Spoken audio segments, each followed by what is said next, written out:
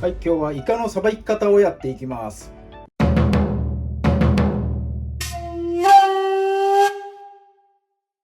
はい、まずイカの胴体から内臓を切り取ります。この身とくっついている部分、ここ指で、跳ねてやると簡単に取れますんで、ここを剥がしてやって、引き抜いていきます。はい、簡単に内臓が外れました。はい、次にこの身の部分の皮を剥いていきます。このエンペラの部分、ここに指を入れて、剥がしてやって、この付け根のとこから皮がめくれるようになっています。この皮の裂け目から、キッチンペーパーなどで皮をつまんでやって簡単に剥がすことができます。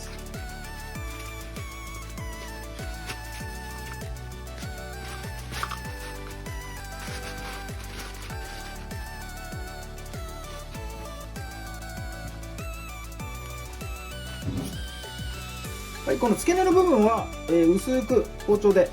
切り取っちゃうときれいに、皮を取ることができます。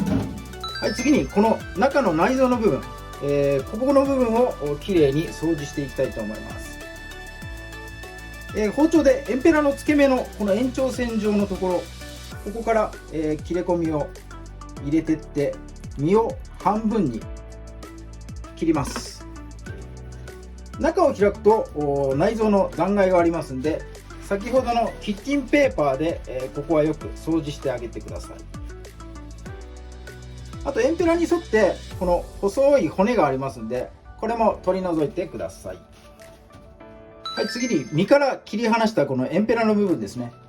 こいつも皮が取れますんで、身とくっついていたこの筋の部分から、キッチンペーパーなどでこう皮を引いていきます。ここはちょっと皮のくっつきが強いので、こすりつけるように、皮を剥いでいってください。はい、では次に内臓とゲソの部分、ここを切り分けていきます。イカの裏側、この肝の裏側にイカの墨がここに隠れています。一筋この金色と銀色に光ったも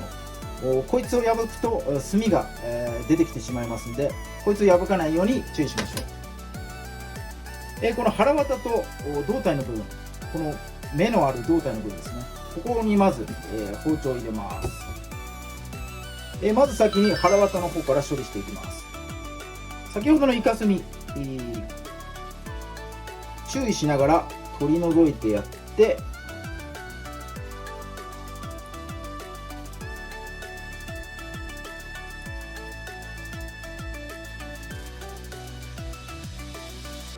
細かな筋がありますんで、見えるものはしっかりと取り除いていってください。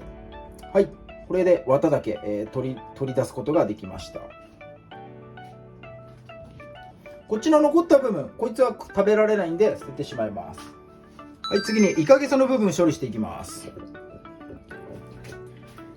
中央に、包丁を入れてやって中を開きます。目玉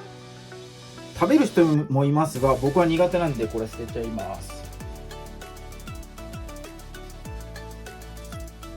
はい、目玉を取り除いてやって、足の下の部分、ここにくちばしがあります。こいつは珍味になります。唐揚げとかにしてもらうとすごく美味しいです。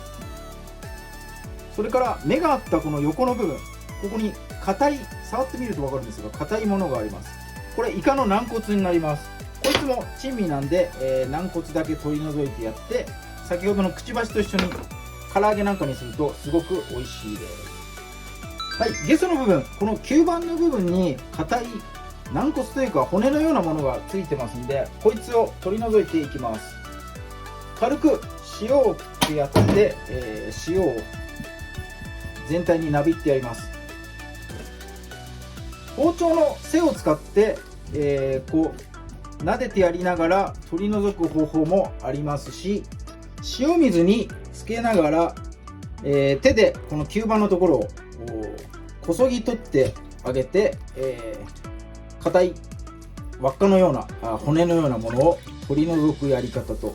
2つあります。どちらでも好きな方で、この吸盤の硬いものを取り除いていってください。これでイカの基本的なさばき方以上になります。手順さえ間違えなければ簡単にできますんで、ぜひ、丸ごと買ってみてさばいてみてください。